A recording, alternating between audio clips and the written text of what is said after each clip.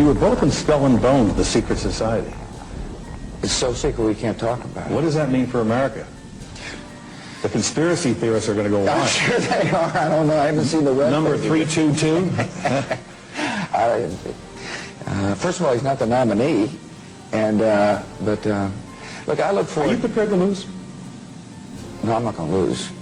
You both were members of Skull and Bones, a secret society at Yale. What does that tell us? Not much, because it's a secret. Is there a secret handshake? Is there a secret code?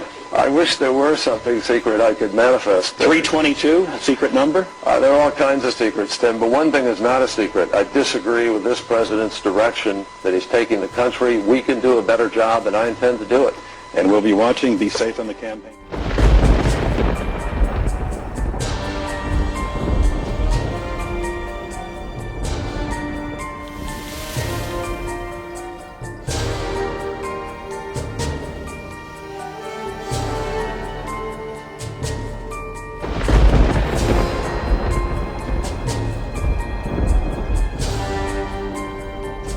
New World Order really consists of three aspects.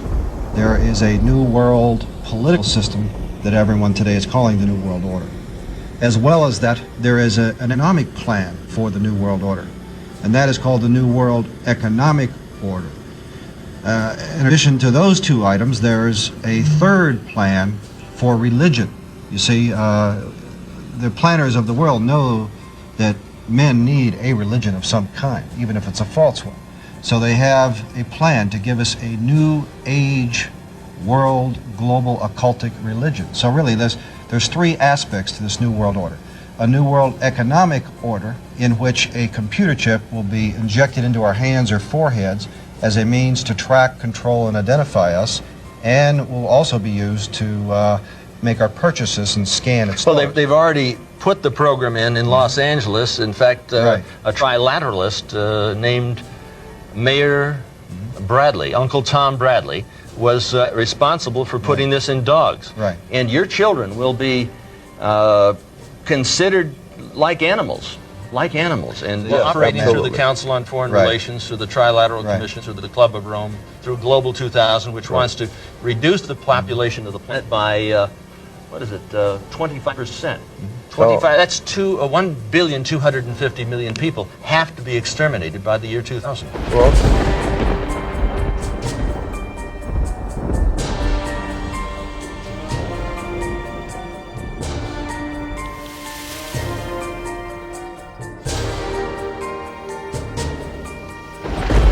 Well, it's time to bring it on with some of your email questions. Pat, this first one is from Margie, who says, Pat, do you believe that there would ever be a one-world religion? What are your thoughts about this?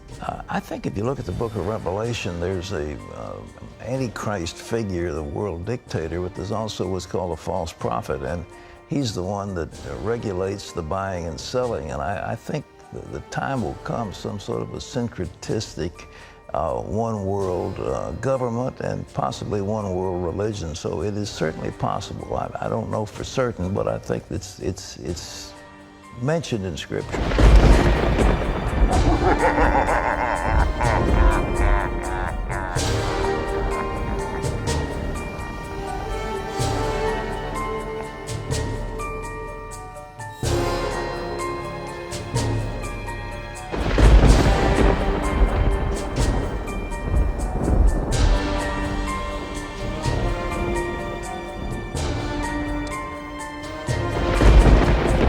La mayor parte de los habitantes del planeta se declaran creyentes. Esto debería provocar un diálogo entre las religiones.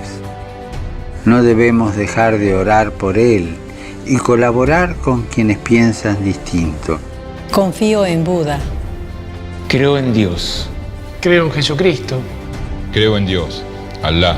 Muchos piensan distinto, sienten distinto, buscan a Dios o encuentran a Dios de diversa manera.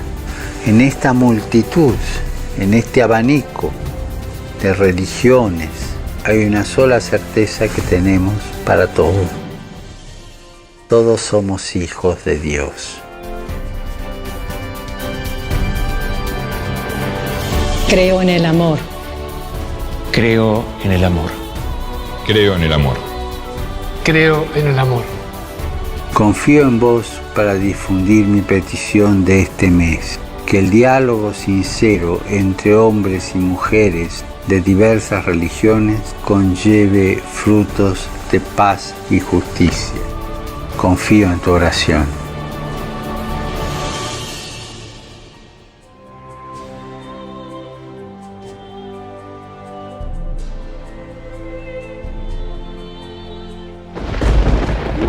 We'll proceed with the signing ceremony of the Unity of Religion Agreement.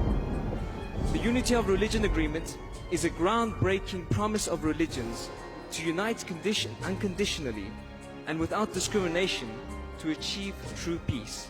I would like to call upon the following religious leaders to come up to the stage and join us for the signing of the ceremony of the Unity of Religions Agreement. First, Archbishop Martin de Jesus Barahona to please come up to the stage.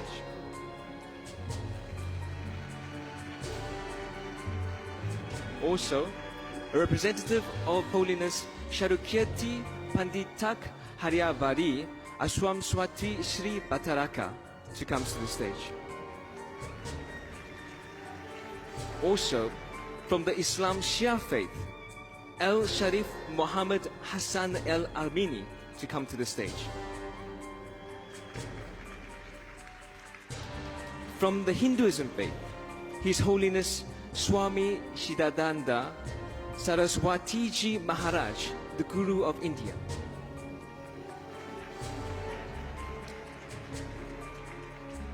From the faith of Buddhism, Representative Dr. Ashin Nyanisara, founder of the Sitaku Buddha Vihara. Would you please make your way to the stage? From the Catholic Church, Archbishop Antonio Ledesma from the Philippines. From the Anglican Church, Archbishop Patricio Enrique Viveros Robles.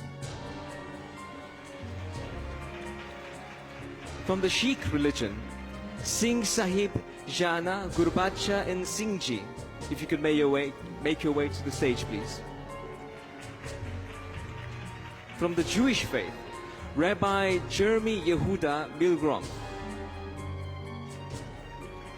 From the Zoroaster faith, Dr. Meher Master Moose. And from the Baha'i faith, Dr. Bharati Gandhi.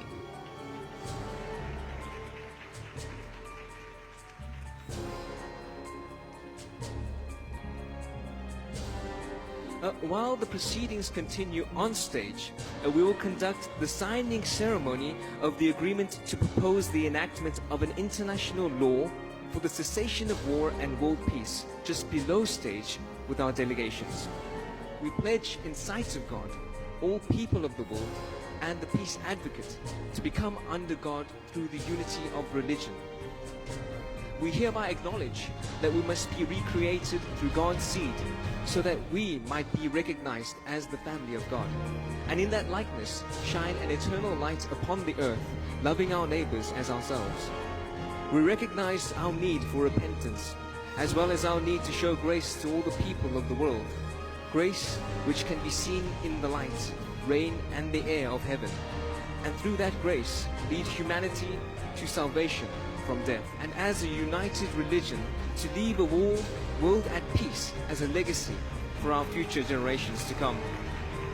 Considering the grace that we have received, we are moved to fully carry our filial duty to our Father. That is, to do whatever we can to make this world one over which God can reign. This we recognize as a task appointed to this generation. We recognize that when religions become united, wars will end, and peace will become to the world. This has been the will of God and the purpose of religion for the past 6,000 years. Therefore, I hereby sign this agreement in sight of God, all people of the world, and peace advocates.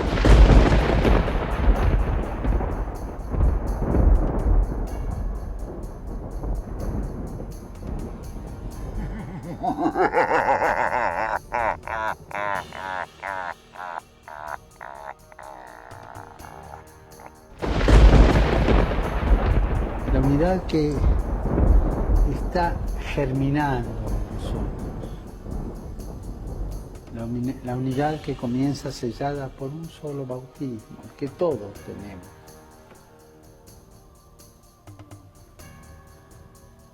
La unidad que vamos buscando juntos en el camino. La unidad espiritual de la oración, los unos por los otros. La unidad del trabajo conjunto en la ayuda de los hermanos, de los que creen en la soberanía de Cristo. Queridos hermanos, la desunión es una herida en el cuerpo de la Iglesia de Cristo. Y nosotros no queremos que esa herida permanezca. La desunión es obra del padre de la mentira, del padre de la discordia, que siempre busca que los hermanos estén divididos.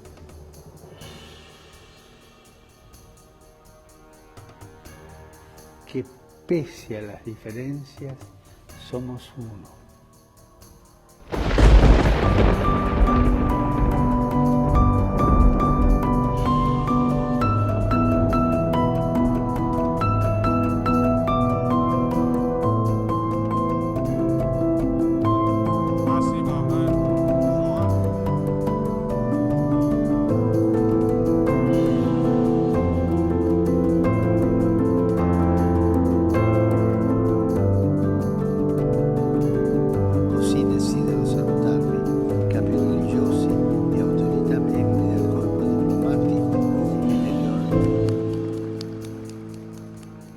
Our guest, Dr. Mark Hitchcock, has written a marvelous book called Blood Moons Rising.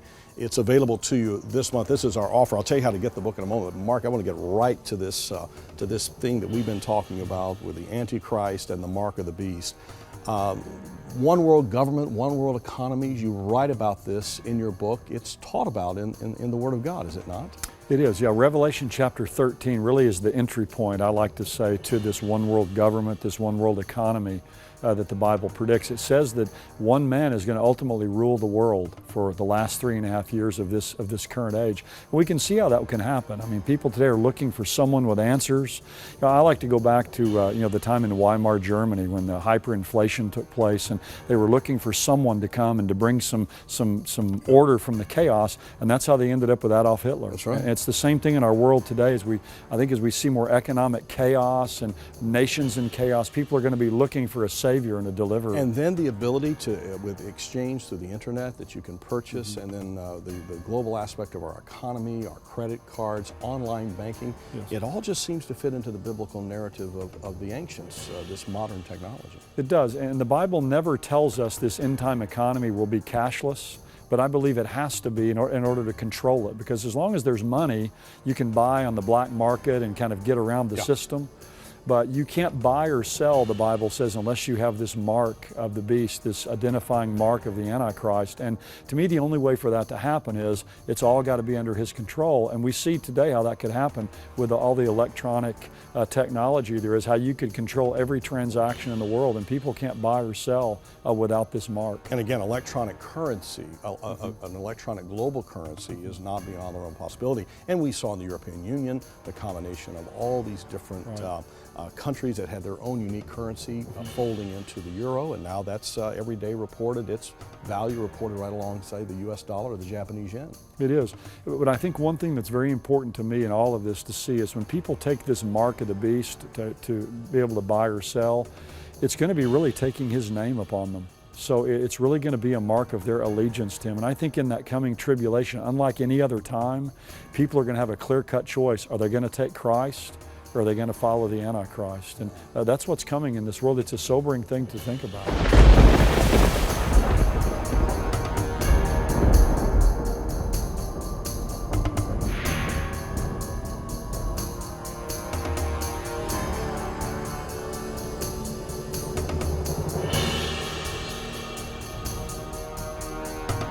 central banks around the world have been researching and talking about the cost benefits and the notion of a central bank kind of digital currency.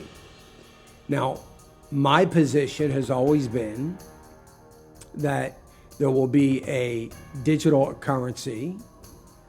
My opinion has always been that it's going to come out of the IMF, because the IMF already has it, has already been working on it.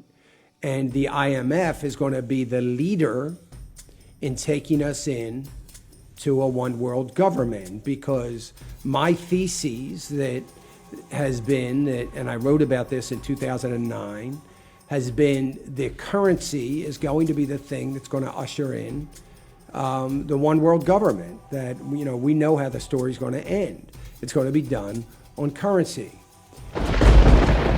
We have an incredible opportunity to create entirely new sustainable industries, investing in nature as the true engine of our economy. The current global crisis has disrupted every aspect of our lives, but it has also presented us with an extraordinary opportunity, a chance to reset and accelerate efforts to improve the state of our world. Changing our current trajectory will require bold and imaginative action, together with determination and decisive leadership. In order to secure our future and to prosper, we need to evolve our economic model, putting people and planet at the heart of global value creation. If there is one critical lesson we have to learn from this crisis, we need to put nature at the heart of how we operate. We are on the verge of catalytic breakthroughs that will alter our view of what is possible and profitable within the framework of a sustainable future. We need nothing short of a paradigm shift, one that inspires action at revolutionary levels and pace. We simply cannot waste any more time. The only limit is our willingness to act.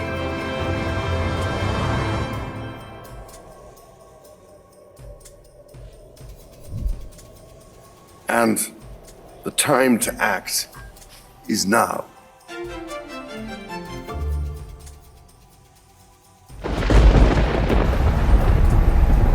There's a lot of really interesting big questions that I think we have to face in the world. Helping answer some of those big questions, providing a platform for others to answer those big questions. This is now an open space for a lot of our constituents to truly drive forward their own actions. I'm passionate about serving a group of alternative thinkers who have not only dreamt up great ideas about how the world can be more fair, more inclusive, more just, more sustainable, but are actually proving it's possible. Damen und Herren, herzlich willkommen hier in Davos. If you go back 50 years to the time when the forum was conceived, the whole idea was to make the multi-stakeholder concept come alive.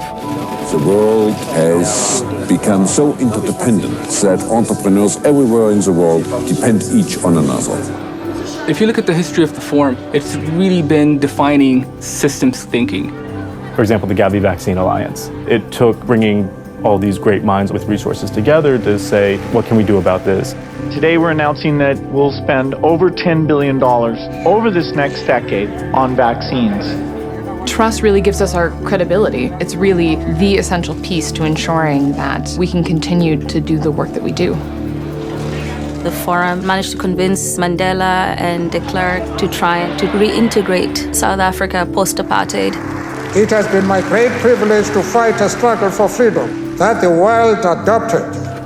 An ability of the forum to have good convening power, to bring all relevant actors to the table, and to be able to do it in a way that can impact entire countries or entire domestic systems. Lassen Sie uns in diesem Geiste gemeinsam für eine gerechte und dauerhafte Friedensordnung für ganz Europa arbeiten. Our job is to get people around the table to construct and create conversations that aren't being had. Why wouldn't we have a conversation about how we can reorient trade rules? Because that would have quite a powerful impact on the level of emissions and use of planetary resources. We must learn to look at the planet, not as just a spacecraft on which we are passengers. We must see the planet as what it really is, a living being. What climate change has done, it's monumental around the world. People moving from where their families have lived for centuries because they can no longer afford to feed themselves. Putting people in faraway places and pretending that they don't exist, that is not ethical, it's not sustainable, and it's not conducive for human growth. There's a much more concentrated effort to make sure that we're bringing in the voices of the next generation of business leaders, societal leaders, government leaders. We need to not underestimate the power that this youth has. Private sector and businesses, industry overall, has a huge role to play. It's not just the business itself, it's also related to the society, how we can create a better world in the future. We are working together with companies to think about AI and ethics, but also to recognize what human-centered design really means. We have the Center for Fourth Industrial Revolution to discuss technology governance. We always put humanity and human in center. And that's where the forum is at its best. It's as a way to shine a spotlight of where the world community could be headed. We have the incredible potential of the information technologies, of the ways of communicating. We're only at the beginning of recognizing how far that is going to change our lives. Each one of the Fourth Industrial Revolution technologies has that potential to create a society that's more positive, that's more sustainable, that's more inclusive. If we can accelerate the formulation of a solution for a rare disease or climate or access to healthcare by a single day, it means a lot to a big chunk of the world population. Light आ गया, कैसा लग रहा है? बहुत अच्छा लग रहा है और अपने काम करने को बहुत अच्छा लग रहा है. This is about shaping the trajectory of our planet, being that credible, neutral platform that is trusted to bring these stakeholders together and provide them guidance that they're willing to implement. Valuing equally that lots of different people might have a contribution to give. Because it often is some of those sort of rare ideas that are coming from an unexpected place that happen to be the game changers.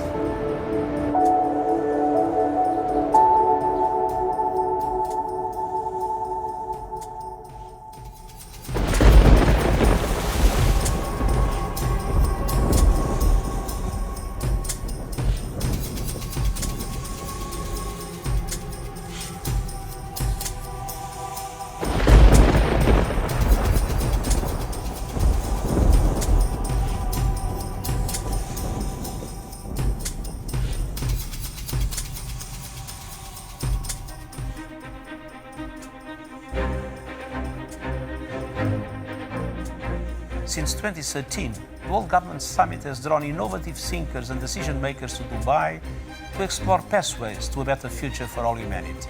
This is the summit of that nation. A nation that went to Mars, a nation that in the Arab world has been in the forefront of modernization. It's also a nation we can count on. All of us have never dealt with so many shocks at the same time in this time horizon. You can never let a crisis go to waste. And you have to say in this crisis, what are the lessons we have to take for ourselves? Resilience and purpose are the two things that actually bring people together and also allow people to actually go through harsh times.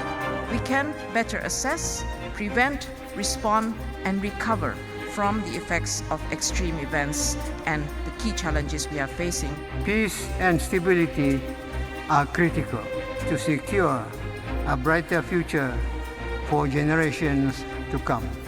Children are the world's most precious resource, and yet more than 426 million children live in conflict zones. The good thing about the summit here is always searching for solutions. It's not just sharing concerns, but basically sharing ideas of what really worked in the field. We've quickly found a solution to COVID with the vaccination. And that's the magnificence of humanity. The fund acted swiftly when the pandemic hit, and I promise you, we are there for our members who need us now.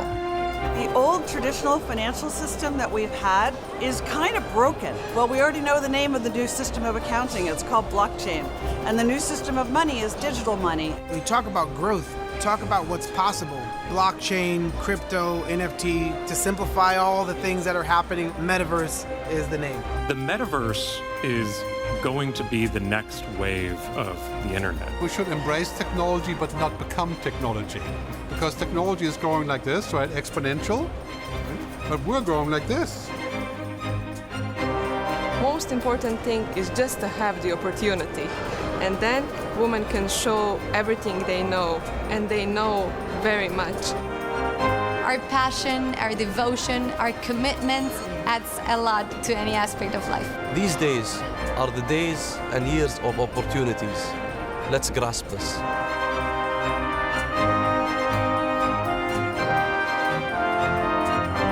في رحلتنا المستمرة لفهم ما يحمله المستقبل لنا ندرك كل يوم بأن ما نسميه المستقبل يحمل متغيرات كثيرة ومفاجآت كبيرة.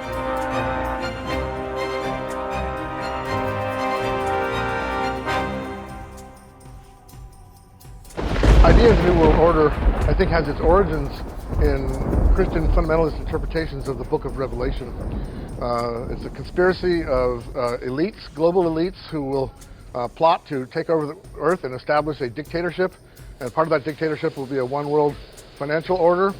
So that one world order is a political and economic and religious entity which will come to dominate the earth during the end times, the last days. The concept of the New World Order has roots going back hundreds of years. Ideas of the Illuminati and the Masons, secret societies which were involved, covertly involved in politics. But in the present form, it really takes off after World War II with the establishment of the United Nations. Focus on the TSA comes from, I believe, that 9/11 attacks were orchestrated as part of a conspiracy to establish a police state.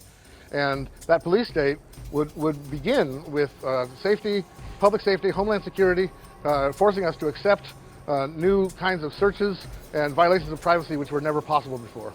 We have had people believing in these ideas of apocalyptic and conspiracy theories for centuries, but with the internet we have not only a means for the rapid spread of these beliefs, but the hybridization of them, so that they now take many forms. One of the most disturbing aspects of New World Order beliefs is that they are no longer the province of a crackpot fringe. It seems that more and more people on left and right have come to accept this notion that global elites are manipulating us and taking away our rights and plotting to, or conspiring to, abrogate national sovereignty and establish a one-world state. That the American government has created weather tampering techniques so that the New World Order will be able to starve millions of Americans and to control the rest. Would you explain what you were trying to say? Well, what I was trying to say is exactly what I said. There is weather control techniques. We have a complete package on that, which I did not bring, but I certainly will see to it that it is brought in for the record. Number one, the entire patents on the equipment. Number two, Senator Claiborne Pell's complete statement and story of his own, that not only does it exist, but that we even utilize it as far back as the Vietnam War. You might want to touch base with Senator Pell. I just want... When if somebody had told me that that equipment even existed 10 years ago, I would have thought they were nuts, sir. And at this point in time, we have all the documents to prove it. And if you think that 85 tornadoes takes place in the middle of our growing area by simultaneous accident, I'm sorry. With the equipment that's already set up internationally, and as bizarre as that is, it is proven and documented. I would say that weather wars, and this is quoting actually Senator Claiborne Pell himself, that they are the greatest weapon ever created in the world, and that's the senator's own statement. The development of a weather satellite to control the weather, and he who controls the weather will control the world.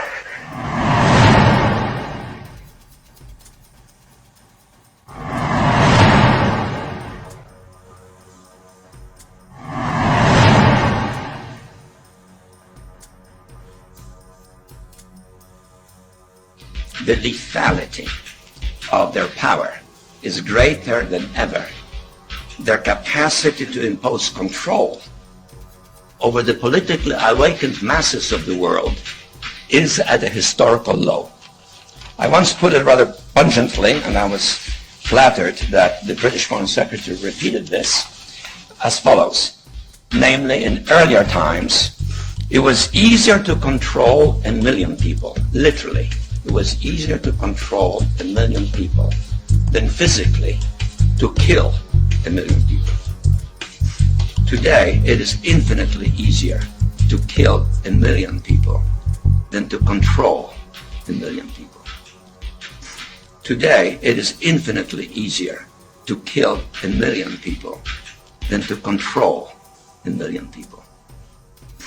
Today, it is infinitely easier to kill 1 million people than to control 1 million people. It's easier to kill than to control. And of course, that bears directly on the use of force, particularly by societies that are culturally alien over other societies.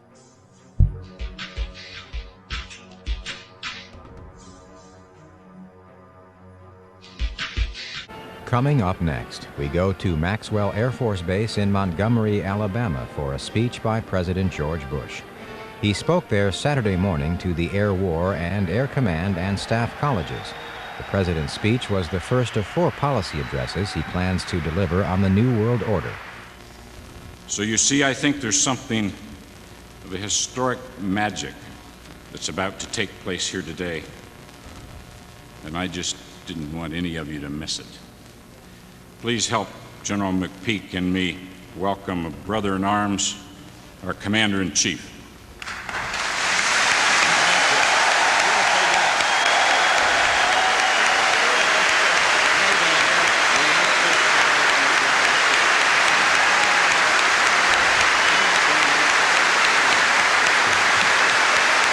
Thank you all.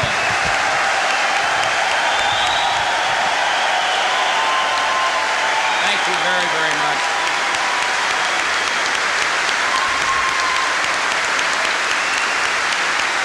Bill. Thank you all very, very much.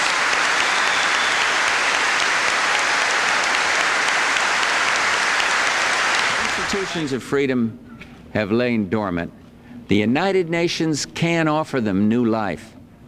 These institutions play a crucial role in our quest for a new world order, an order in which no nation must surrender one iota of its own sovereignty, an order characterized by the rule of law rather than the resort to force, the cooperative settlement of disputes rather than anarchy and bloodshed, and an unstinting belief in human rights. And finally, you may wonder about America's role in the new world that I've described.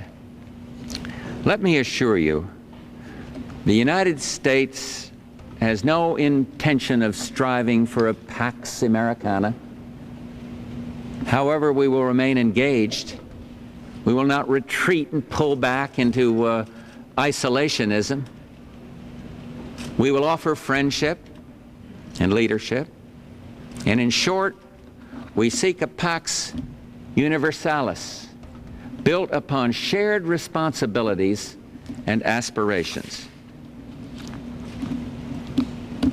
To all assembled, we have an opportunity to spare our sons and daughters the sins and errors of the past. We can build a future more satisfying than any our world has ever known. The future lies undefined before us, full of promise, littered with peril. And we can choose the kind of world we want. One blistered by the fires of war and subjected to the whims of coercion and chance, or one made more peaceful by reflection and choice. Take this challenge seriously. Inspire future generations to praise and venerate you, to say, on the ruins of conflict, these brave men and women built an era of peace and understanding. They inaugurated a new world order, an order worth preserving for the ages. Good luck to each and every one of you, and thank you very, very much.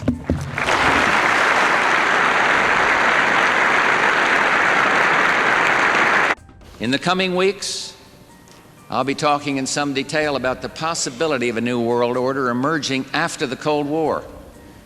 And in recent weeks, I've been focusing not only on the Gulf, but on free trade, on the North American Free Trade Agreement, the Uruguay round, trade negotiations, and the essentiality of obtaining from the United States Congress a renewal of fast-track authority to achieve our goals. But today, I want to discuss another aspect of that order, our relations with Europe and the Soviet Union. Twice this century, a dream born on the battlefields of Europe died after the shooting stopped.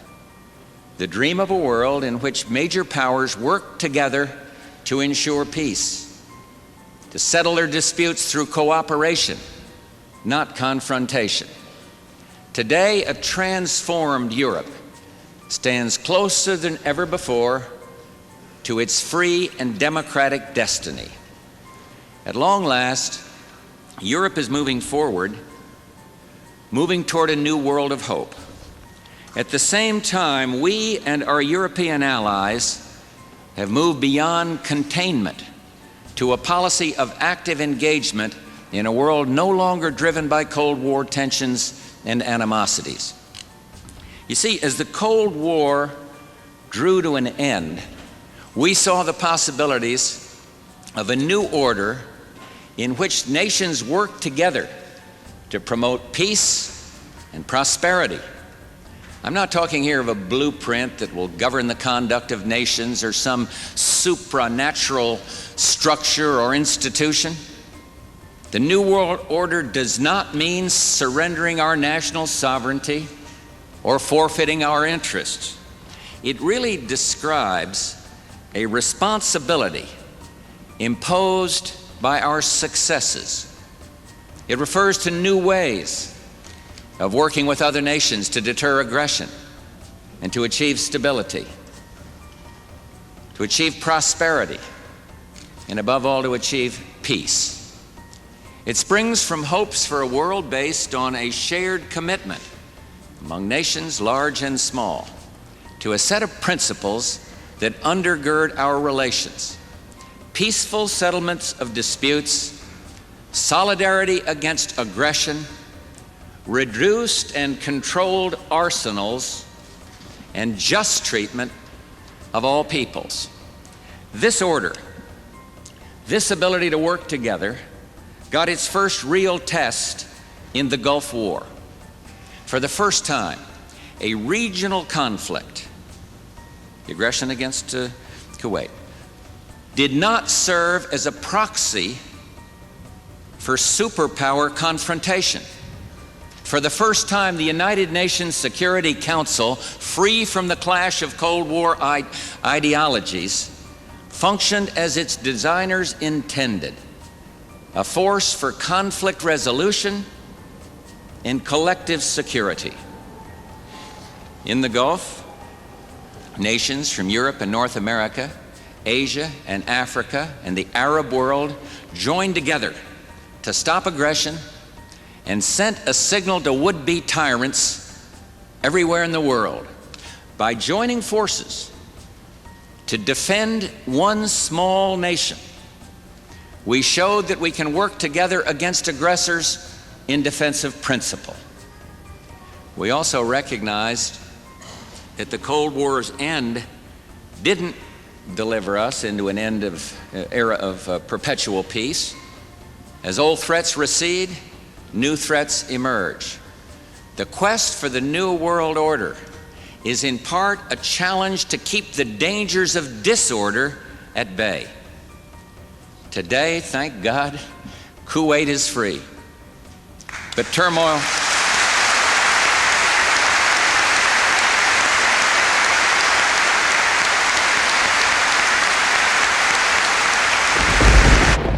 less than a new world order. This is the pledge of the world's most powerful leaders, representing 90% of the global economy. Thursday's G20 summit, they say, has changed the rules of the game. Today, the largest countries of the world have agreed a global plan for recovery and reform.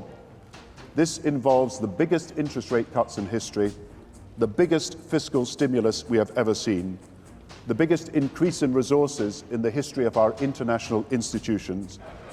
A total of $5 trillion for the global economy by the end of next year, including $1 trillion for the International Monetary Fund. Staggering figures that the 20 countries, along with international institutions, agreed upon to combat the crisis. The G20 has laid out other measures, too, to firm up a financial system many say enabled the worst excesses of the past. These include an end to tax havens, stronger regulation of companies and banks, and new rules to rein in corporate bonuses. We will implement new rules on pay and bonuses at a global level that reflect actual performance, with no more rewards for failure. The G20 leaders arrived in London divided, with France and Germany holding out for tougher controls on tax havens notably. But the results have won praise from all sides. C'est au-delà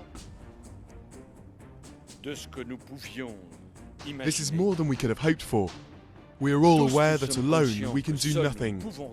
We are all aware that we need to create new rules to build a new foundation of the system.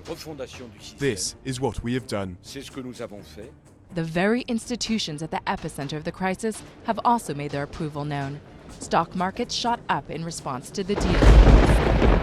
We must embrace a new era of engagement based on mutual interest and mutual respect, and our work must begin now. And the president outlined his vision of a new world order in which the US would participate fully, one rooted on 4 basic principles. Non-proliferation and disarmament, the promotion of peace and security, the preservation of our planet, and a global economy that advances opportunity for all people. One of the top military people said to me in a secure meeting the other day, 60 million people died between 1900 and 1946. And since then, we established a liberal world order, and that hadn't happened in a long while. A lot of people dying, but nowhere near the chaos. And now is a time when things are shifting. There's going to be a new world order out there, and we've got to lead it. Has the liberal order been destroyed by what's happened in Ukraine?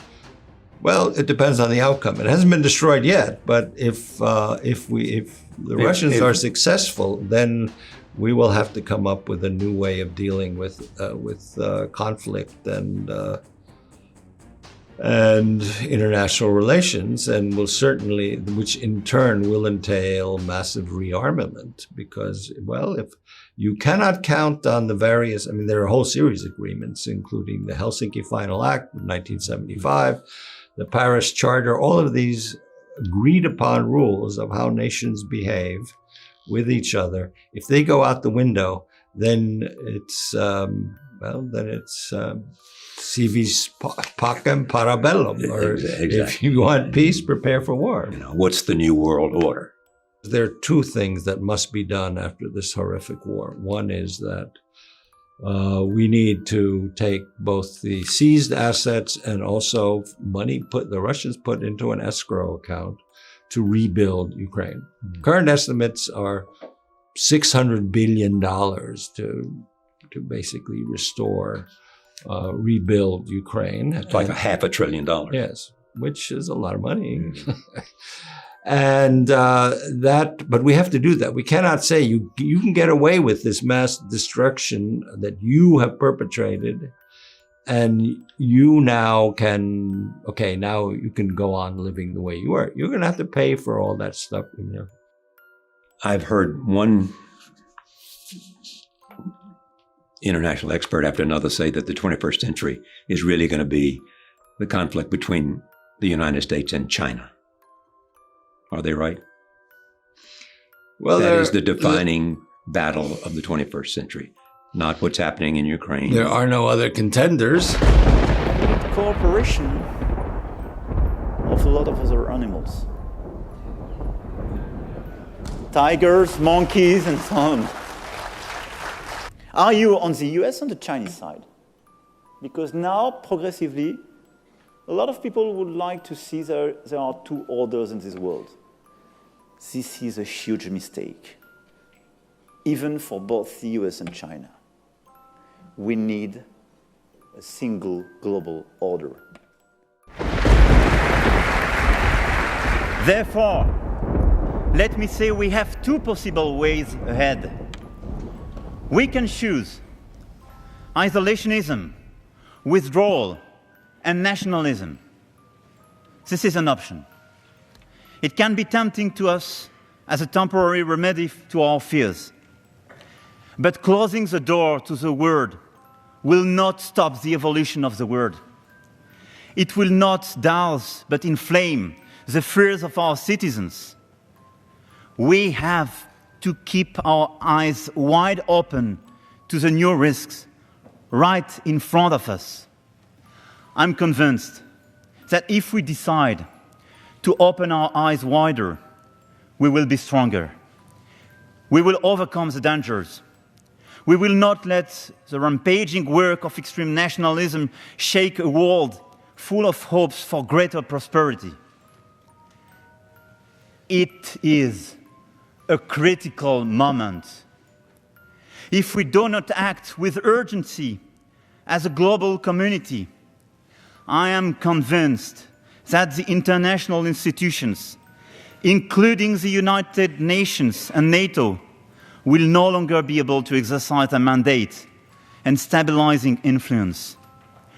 We would then inevitably and severely undermine the liberal order we built after World War II.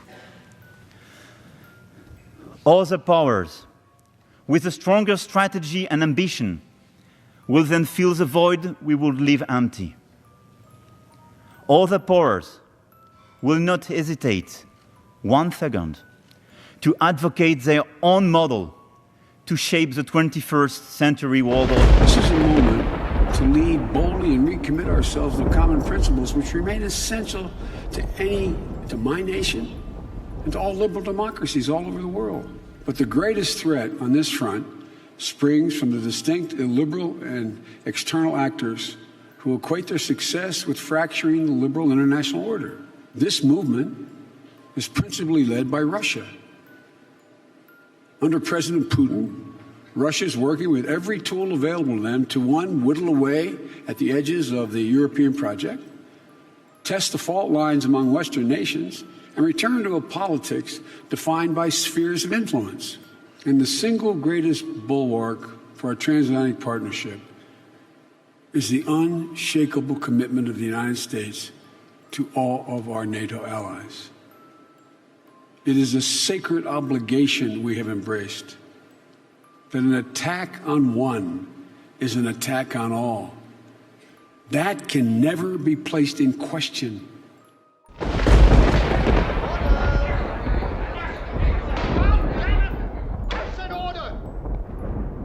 You know, Nietzsche says, out of chaos comes order.